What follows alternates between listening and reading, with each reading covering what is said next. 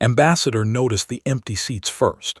She was walking into the Grand Council chamber when her 4 eyes spotted the vacant blue chairs in the human section.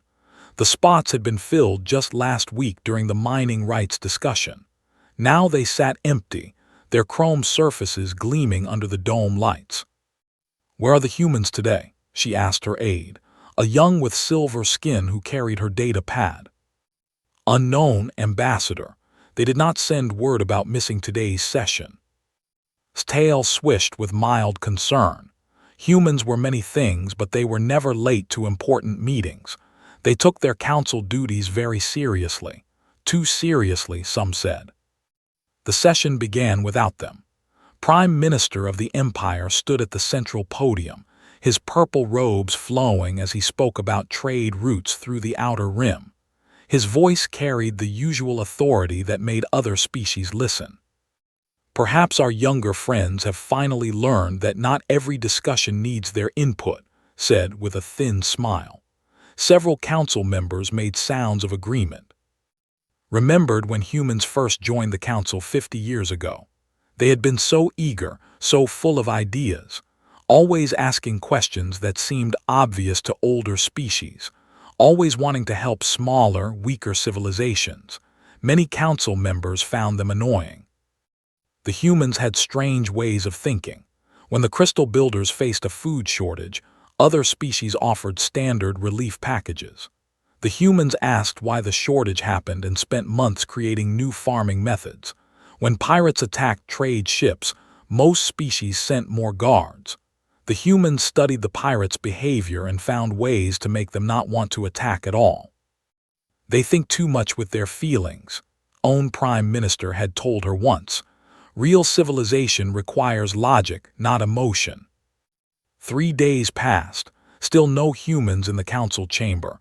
Sent a message to the human embassy. The building was empty. The staff had left, taking nothing but personal items. No forwarding address. No explanation. "This is very strange," her aide said. "The humans always gave long goodbyes. They said goodbye to everyone, even the cleaning staff."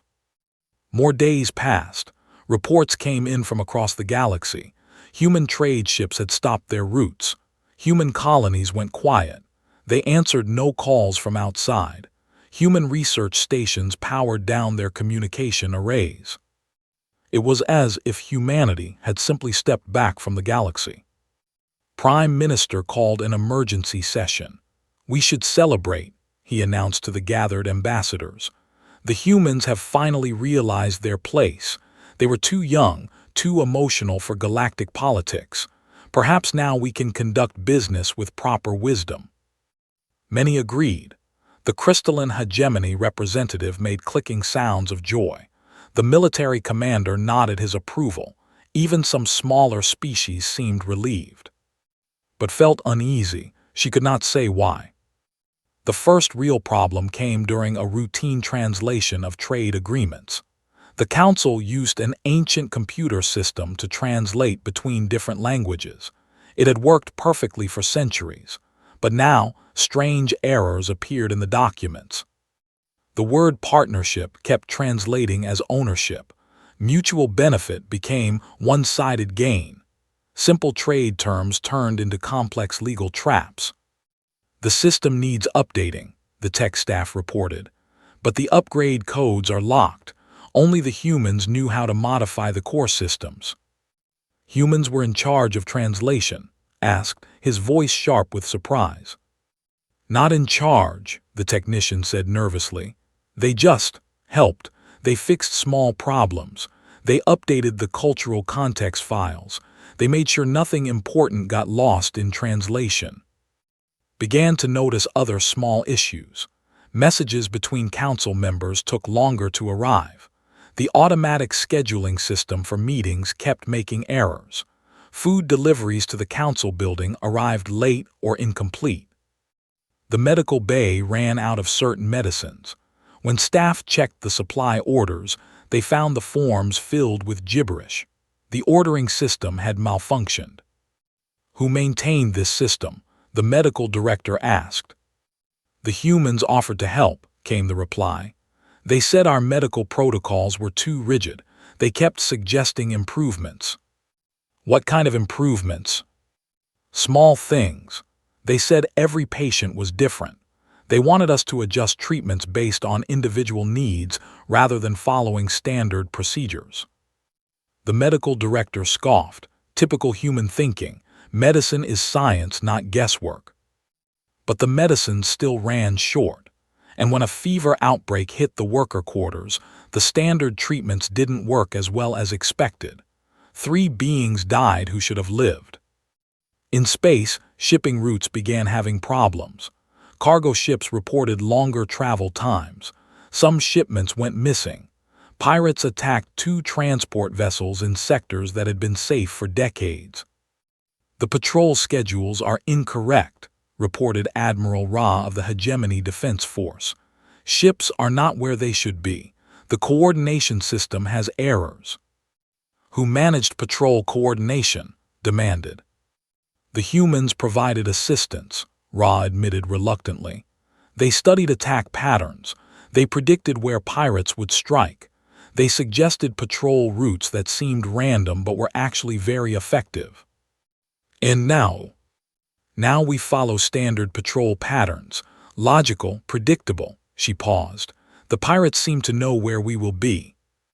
Spent her evenings reading reports from across the galaxy. Small problems everywhere. Communication delays, supply shortages, equipment failures, nothing huge, nothing dramatic, just 1,000 tiny cuts. She began to understand that humans had been involved in many things, not as leaders, not in obvious ways. They helped, they fixed, they improved, they solved problems that others didn't even notice were problems. Why didn't we know about all this? She asked her aide. The humans never asked for credit, he replied. They just did the work. They said helping was its own reward. As the 3rd month began, sat in her office looking out at the stars. The galaxy looked the same as always, but something important had changed. Something was missing. She thought about the empty blue chairs in the council chamber. She thought about all the small things going wrong. She wondered if the humans would ever come back. And for the first time since they left, she hoped they would. 6 months had passed since the humans went silent. What started as small problems had grown into something much worse. Stood in the communications center, watching technicians work frantically at their stations. Red lights flashed across multiple screens. Warning sounds filled the air. "How bad is it?" she asked Chief Technician. The crystalline being's surface dimmed with stress. The entire galactic communication network is failing. Messages are taking days to reach their destinations instead of minutes. Some are not arriving at all. What caused this? We don't know. The system has worked perfectly for 800 years. It should not be possible for it to fail like this. Watched as another screen turned red. A communication relay in the spiral arm had gone offline. That was the 15th one today. Have you found any pattern to the failures? Crystalline features flickered. That's the strange part. The failures seem random, but they're not. Someone built backup systems and rerouting protocols that we never knew existed. Those systems are shutting down one by one. Who built them?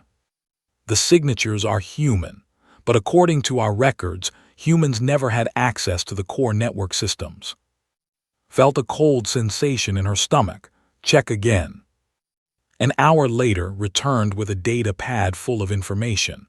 The humans didn't have official access, but they sent reports, hundreds of them, small improvements, bug fixes, system optimizations. We approved them all automatically because they made things work better. And now those improvements are shutting down.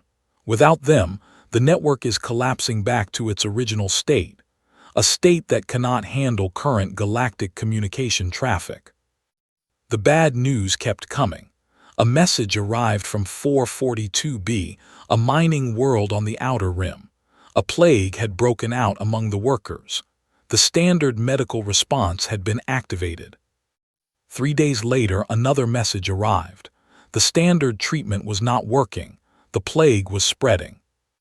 Dr. Ra, the council's chief medical officer, called an emergency meeting. Her 6 tentacles moved rapidly as she spoke, a sign of severe stress. "The situation on 442B is getting worse," she announced to the medical committee. "We have followed all proper procedures. The plague should be contained by now." "What type of plague is it?" asked Dr. Orr from his seat. "That's the problem. It appears to be a standard respiratory infection, but it's behaving strangely. It changes. It adapts to our treatments."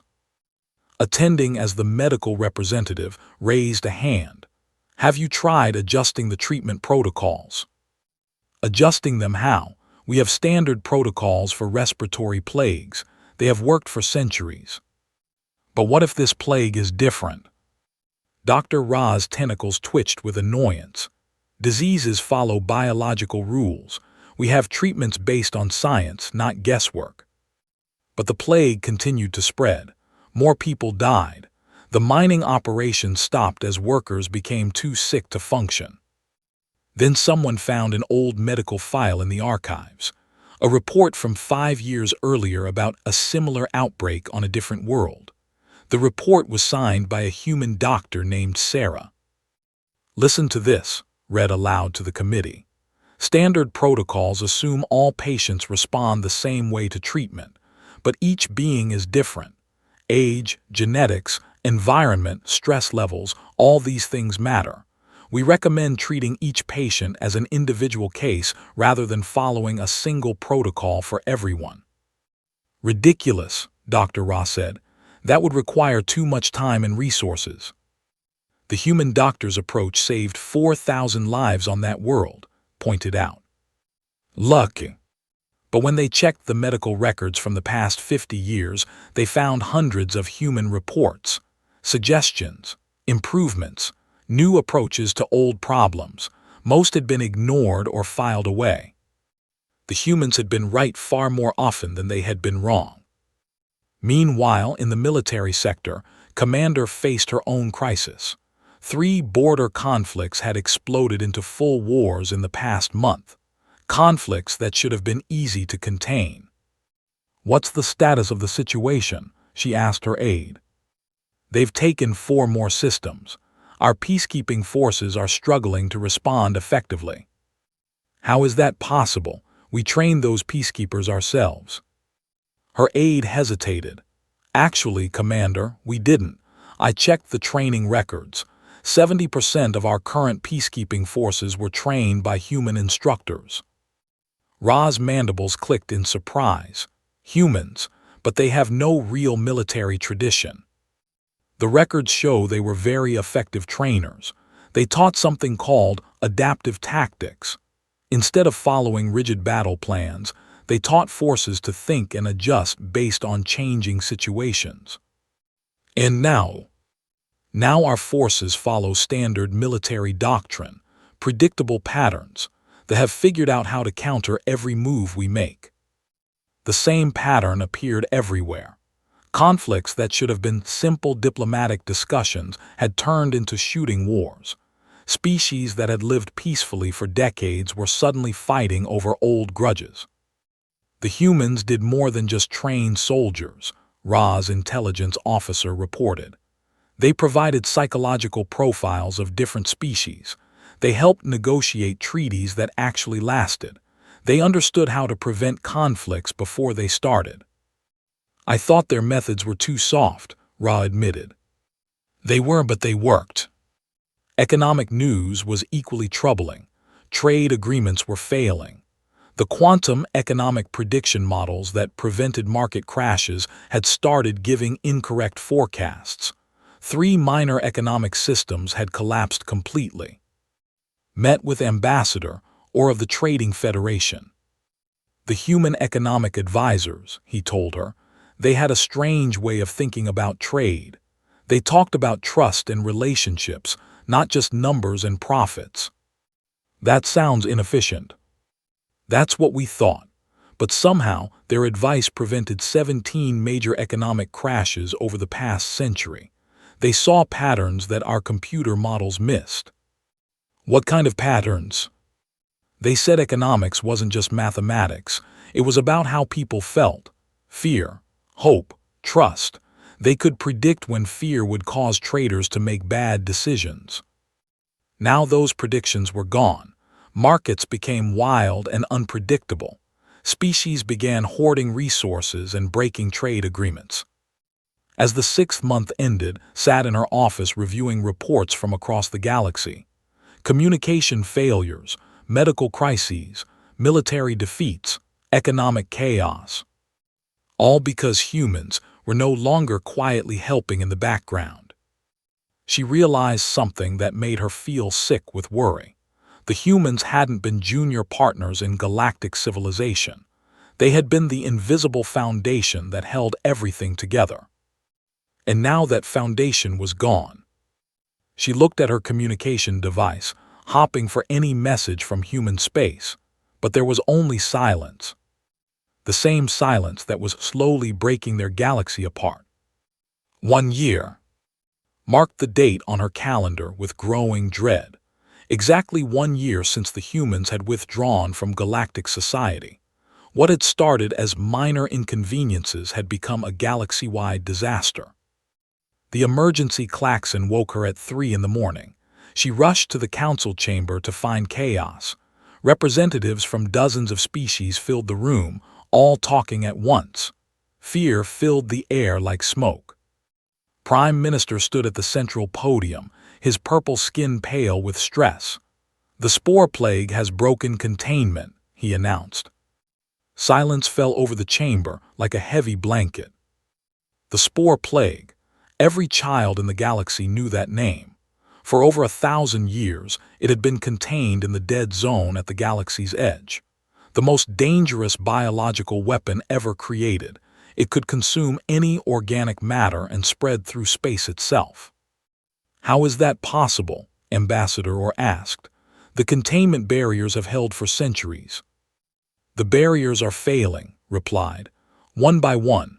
We've lost contact with 6 monitoring stations in the past week." Dr. Ra's tentacles writhed with anxiety. The containment system was supposed to be automatic. It should maintain itself. "We thought it was automatic," came a voice from the technical section.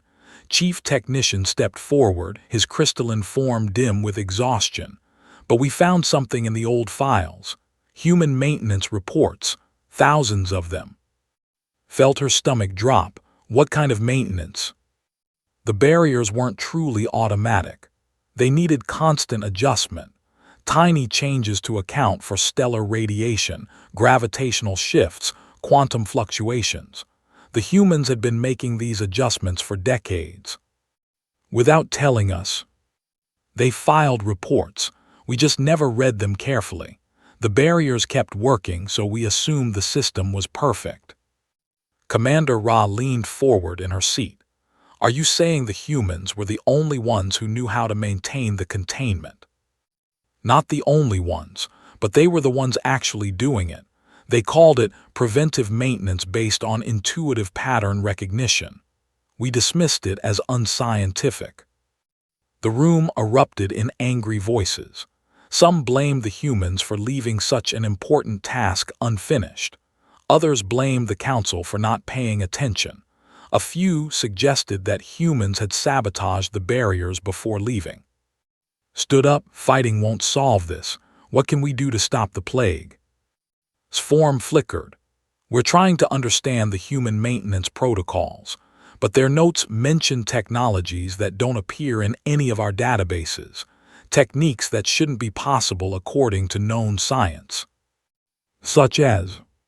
"Quantum probability adjustment, biological pattern recognition at the molecular level, something they called empathic engineering.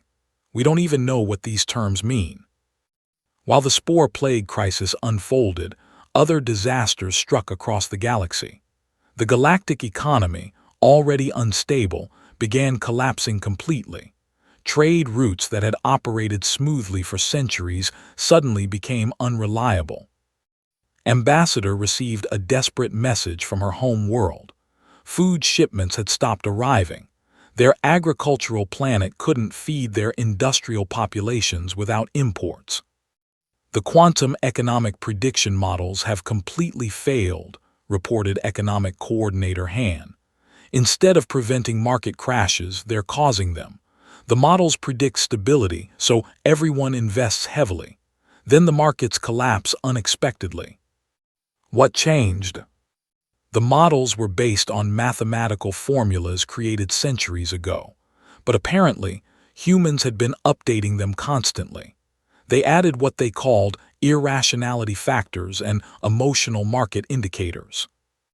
Reviewed the human economic files. She found reports about market psychology, trader behavior patterns, and something called the fear-greed cycle. The humans had somehow predicted market movements by understanding how different species would react emotionally to various situations. This isn't real economics, Han complained. Economics is about numbers, not feelings. But it worked, pointed out. It was probably just luck. Meanwhile, the Empire had decided to take advantage of the chaos. Their fleets moved into disputed territory, expecting easy victories against weakened opponents. They were wrong. Commander Ra received reports of defeats across multiple fronts. How are they losing? She asked her intelligence officer. They have superior technology and numbers. Their enemies are using unusual tactics, came the reply. Guerrilla warfare, psychological operations, hit-and-run strategies that make no sense according to standard military doctrine. Where did they learn these tactics? Human training programs from the past 50 years. Apparently, humans taught military strategy to dozens of smaller species. They called it asymmetric warfare, using your enemy's strength against them. The military, trained in traditional large-scale battles, found themselves completely confused by enemies who refused to fight fair. Small groups would attack and disappear. Supply lines would be cut in unexpected places. Their own advanced technology would somehow be turned against them. The humans taught them to think like humans, Ra realized. Unpredictable, creative, emotional.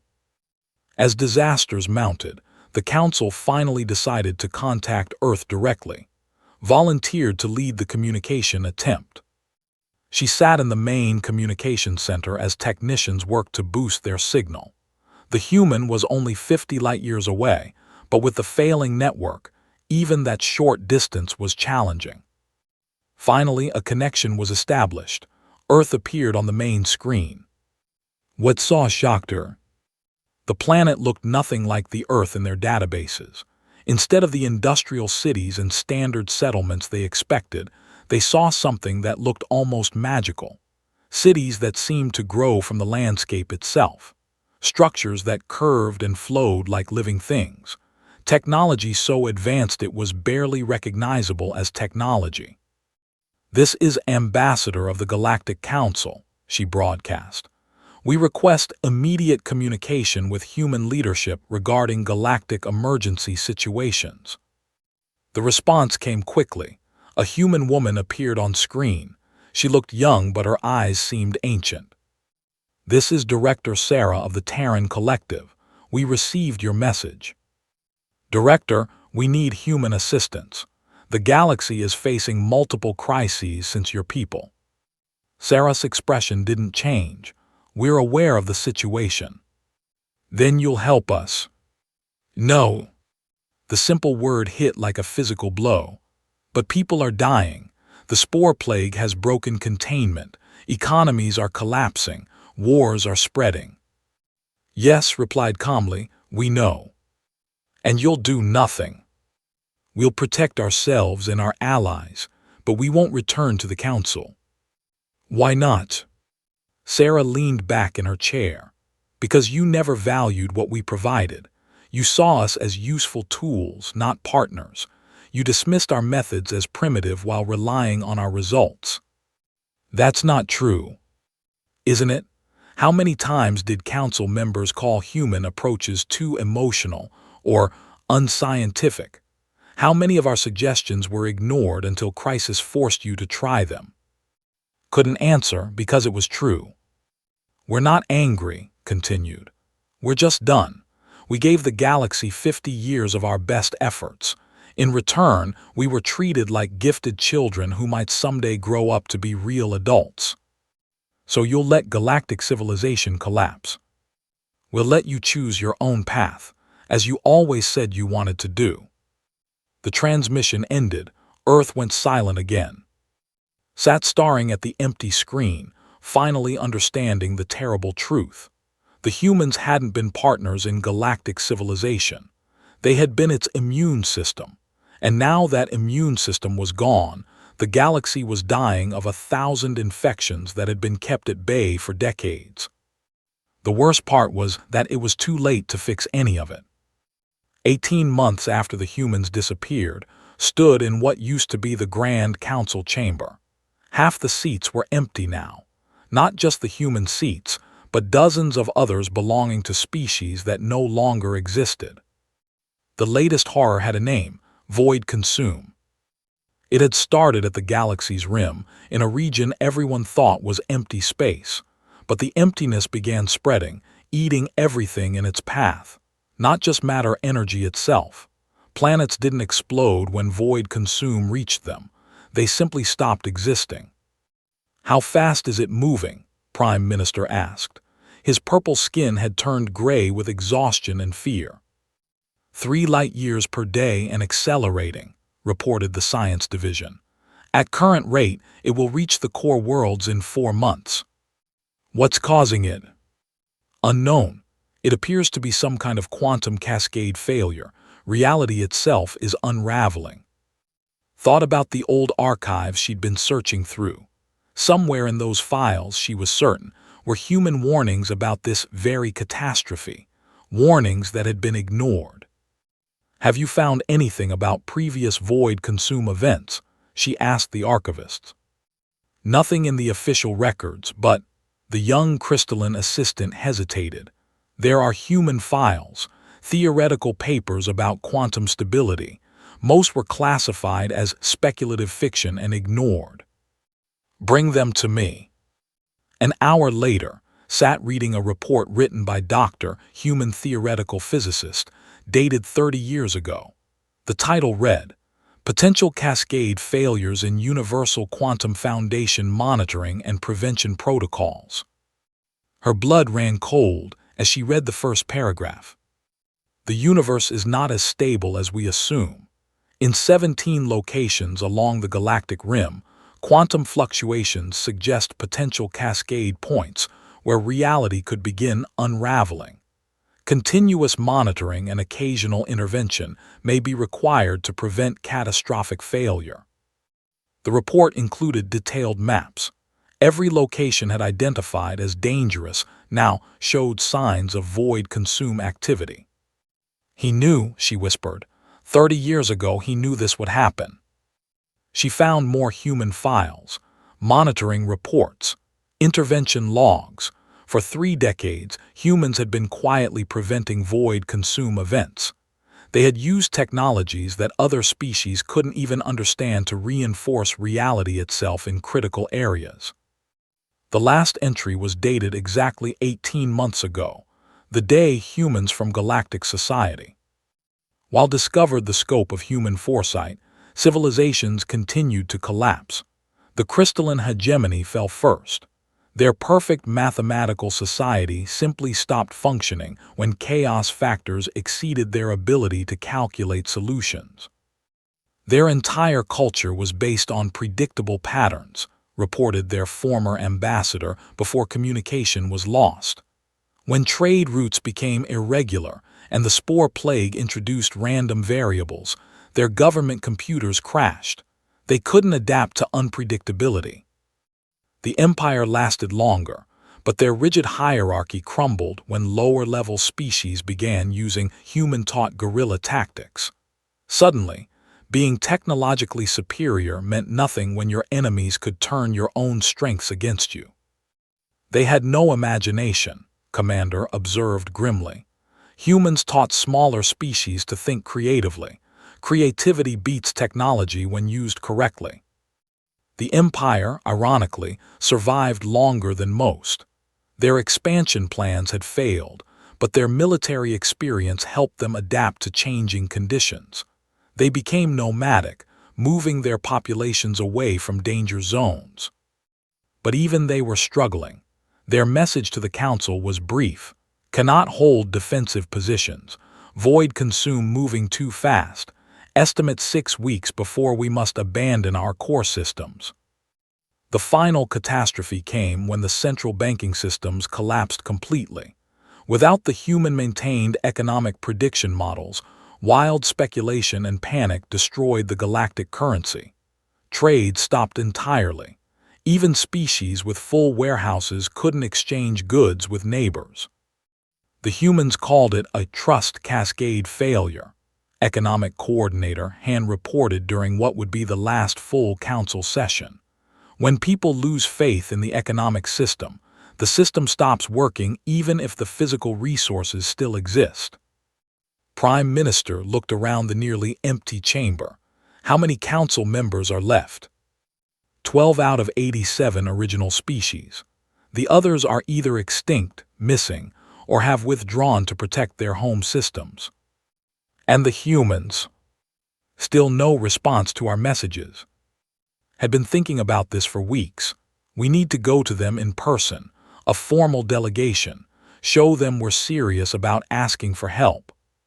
You want to beg? His voice was sharp with wounded pride. I want to survive, replied simply. The delegation consisted of 5 beings: Commander Ra, Dr. Ra, and Economic Coordinator Han. They traveled in the Council's fastest remaining ship, hopping to reach Earth before void consume made the journey impossible. The trip took 3 weeks. When they finally arrived in the Sol system, gasped at what she saw through the Earth was not the same planet they remembered. The cities had been transformed into something between art and engineering. Structures flowed like water but stood strong as mountains. Parks and buildings blended together so perfectly it was hard to tell where nature ended and civilization began. The planet seemed to glow with soft, warm light. How is this possible? Dr. Ra whispered. This level of development should take centuries. Look at the space around Earth, Commander Ra pointed out. The system was full of human constructions, but they were like nothing in the galactic databases. Rotating habitats that looked like crystal flowers, mining operations that moved through asteroid fields like graceful dances. Technology so advanced it seemed almost alive. They didn't stop developing when they left us, realized. They accelerated. The human response to their request for landing permission came quickly. Galactic Council Delegation, you are welcome to land at the new Geneva spaceport. Director Sarah is waiting to meet with you. As their ship descended through Earth's atmosphere, saw more wonders. Flying vehicles that moved without visible engines. Forests that had been carefully integrated with high-tech facilities. Bodies of water so clean they sparkled like jewels. Their entire planet is a work of art, murmured, and for the first time in months, heard wonder instead of fear in his voice. The spaceport was a masterpiece of flowing curves and natural materials. Humans moved through it with an easy confidence that made realize how afraid and stressed her own people had become. Director Sarah was waiting in a comfortable meeting room filled with plants and soft lighting. She looked exactly the same as she had during their video call 18 months ago, but there was something different about her. She seemed more focused, more sure of herself. Thank you for coming, said as they sat down, though I suspect this isn't a social visit. Leaned forward, his pride finally broken. Director, our galaxy is dying. Void consume spreads faster every day. Economic systems have collapsed. The spore plague continues to spread. Civilizations are falling. We know, replied calmly. Will you help us? That depends. Why should we? The question hung in the air like a challenge. Took a deep breath. Because we were wrong about everything. We treated you like children when you were the ones keeping us all alive. We ignored your wisdom and dismissed your methods. We need you because without you, we're proving that we can't survive alone." Sarah studied her for a long moment. Then, for the first time, she smiled. "That's the first honest thing any council member has said to us in 50 years. Sarah stood up and walked to a large window that looked out over the transformed Earth landscape. In the distance, could see children of different species playing together in gardens that seemed to exist in perfect harmony with advanced technology. "You want to know why we left?" said without turning around. "Everyone assumes it was anger, that we got tired of being treated badly and stormed off like emotional children." She turned to face the delegation. "That wasn't it at all." Prime Minister shifted uncomfortably in his seat. "Then why?" "Because we realized the galaxy wasn't ready for true partnership, and neither were we at first." Moved to a wall display and activated it. Images appeared showing moments from the past 50 years. Human delegates being ignored in council meetings. Human solutions being dismissed until crisis forced their adoption. Human contributions being minimized or forgotten. Every species in the galaxy, including the Council itself, saw us the same way. We were useful tools that could solve problems and provide services, but we weren't seen as equals who might have valuable perspectives. Dr. Ra's tentacles curled with discomfort. "That's not entirely fair. We respected human abilities." "You respected our results," corrected, "but you never respected our methods. You called our emotional intelligence primitive thinking. You dismissed our intuition as unscientific guesswork. You mocked our refusal to treat individuals as statistics." She touched the display again. New images appeared showing human-prevented disasters that the Council had never known about. Economic crashes stopped before they started. Diseases contained before they spread. Wars prevented through careful diplomacy. "We spent 50 years protecting the galaxy from threats you never even noticed. We fixed problems you didn't know existed. We made your lives better in 1,000 small ways. And in return, you treated us like gifted students who might someday grow up to be proper adults like yourselves." Commander Ra leaned forward.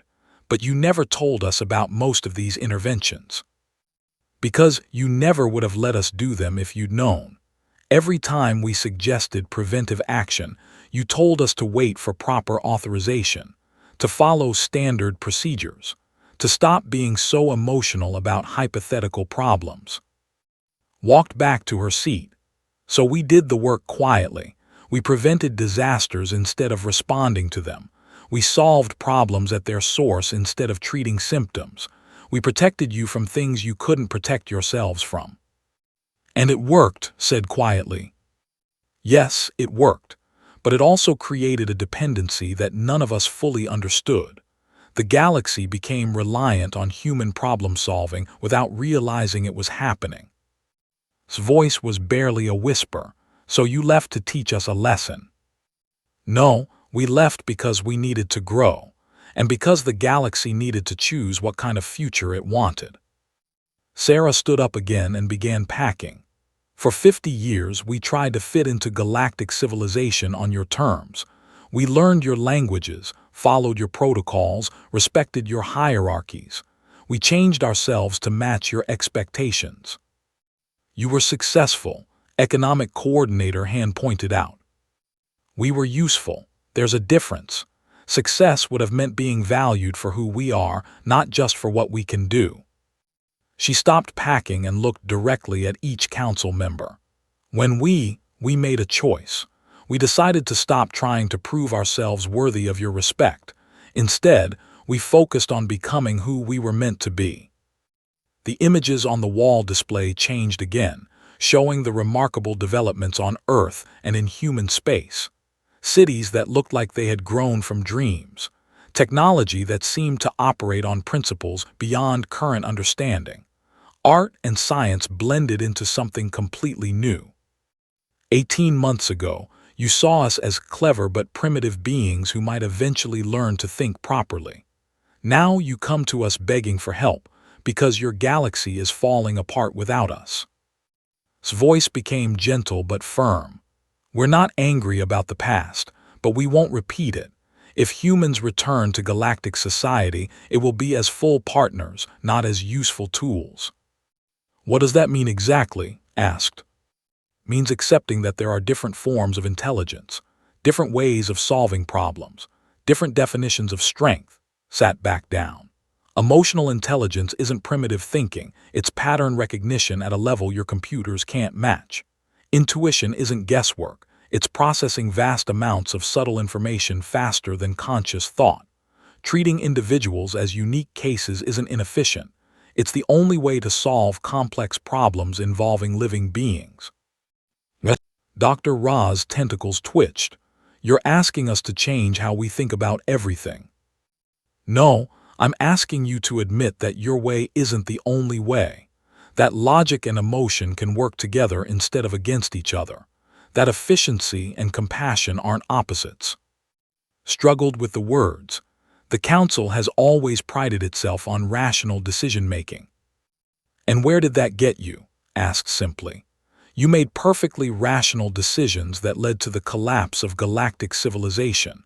You followed proper procedures while reality unraveled around you. You maintained your pride while your people died." The room fell silent. Outside, could hear the sounds of children playing and wind moving through trees. Normal, peaceful sounds that seemed impossible in a galaxy falling apart. "What are you offering?" she finally asked. "Partnership. Real partnership.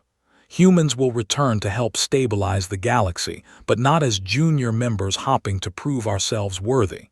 As equals contributing our unique strengths to a civilization that values diversity of thought." "And if we refuse?" Sarah's expression remained calm. "Then you continue on your current path. We'll defend ourselves and our allies, but we won't intervene in galactic affairs. You'll succeed or fail based on your own abilities." Commander Ra spoke up. "The void consume will reach the core worlds in 3 months. Without human help, entire species will cease to exist." "Yes, and that will be the Council's choice, not ours." Stood up abruptly. "This is impossible. You're asking the Council to admit that our entire approach to civilization has been wrong. I'm asking you to admit that your approach is incomplete, that there might be value in perspectives you've dismissed for centuries." The delegation spent 3 hours in debate, argued that accepting human terms would undermine galactic authority. Ra worried about setting precedents for other species to make demands. Dr. Ra insisted that scientific method couldn't be compromised by emotional considerations. But Han quietly pointed out that their economy was destroyed. The spore plague continued spreading. Void consume was accelerating. 3 major civilizations had already fallen. "Pride is a luxury we can no longer afford," he said. Finally, they called for a vote. The question was simple: accept human partnership terms or maintain current Council autonomy. Voted against. The Council cannot surrender its authority. Ra voted against. This sets a dangerous precedent. Dr. Ra voted against. Science cannot be subordinated to emotion. Han voted in favor. Economics is about people, not just numbers. The humans understand this. The deciding vote fell too. She thought about empty council chambers, about species that no longer existed, about the quiet humans who had spent 50 years keeping everyone safe without asking for credit. She thought about her own children on Altair Prime and whether they would survive the next year. "I vote in favor," she said quietly, "not because I want to admit we were wrong, but because I want my people to have a future." Sarah smiled. "That's all we ever wanted, a chance to build that future together." Within a week, human ships began emerging from their territories, not as conquering fleets or savior armadas, but as partners in a galactic community that was finally ready to value different kinds of strength. The first joint Human Council mission launched toward the void-consumed zones. Human ships with their impossible technologies worked alongside Council vessels with their traditional engineering. Human intuitive pattern recognition guided Council logical analysis. Together, they began the long work of healing a galaxy that had nearly destroyed itself by mistaking uniformity for strength. Watched the joint fleet depart from Earth orbit and felt something she hadn't experienced in months: hope. Not because the humans had returned to save them, but because they had finally learned to save each other.